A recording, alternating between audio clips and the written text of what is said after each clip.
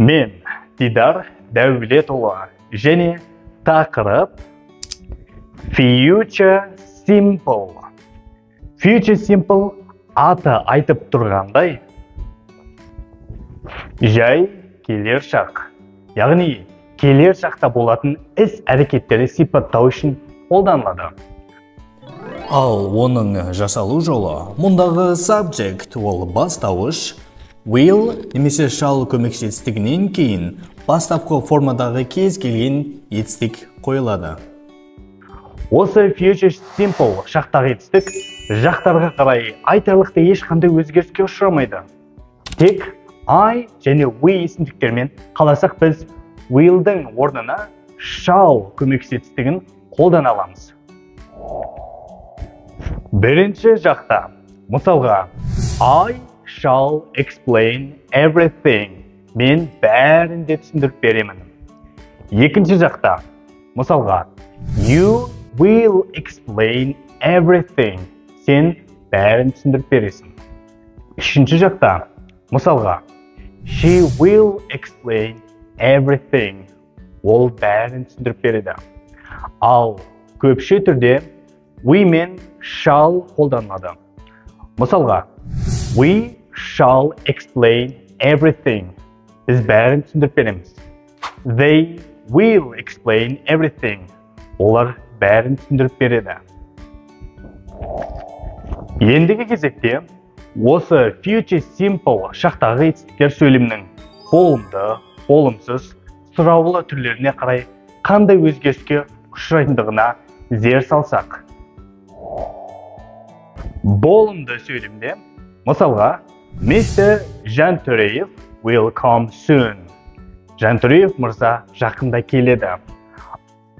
Бұл сөйлемде will көмекші етістігі және come негізгі етістігі. Come негізгі етістігі бастапқы формада тұр, немесе оны infinitive форма деп те атайды. Ал болымсыз сөйлем жасау үшін біз will көмекші етістігінен кейін not көмекші сөзін қоямыз. Мысалға, Mr. Жантөреев will not come soon. Жантөреев мырза жақында келмейді. Ал сұраулы сөйлем жасау үшін біз will көмекші етістігін сөйлемнің басына шығарып жібереміз. Мысалға, will Mr. Жантөреев come soon? Жақында Жантөреев мырза келе ме? Енді қолданылу жағдайларына келсек. Осы future simple шақ сөйлемде қандай кездерде қолданылады? Оның екі түрлі жағдайы бар. Бірінші жағдай. For instant decisions, promises, offers. Яғни, біз кенеттен шешім шығарған кезде, уәде берген кезде немесе біреуге ұсыныс жасаған кезде қолданамыз.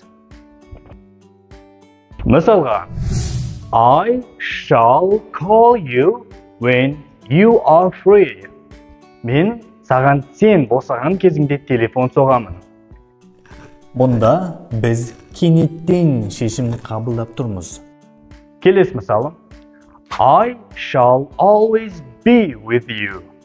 Мен әрдайым сенімен бірге боламын.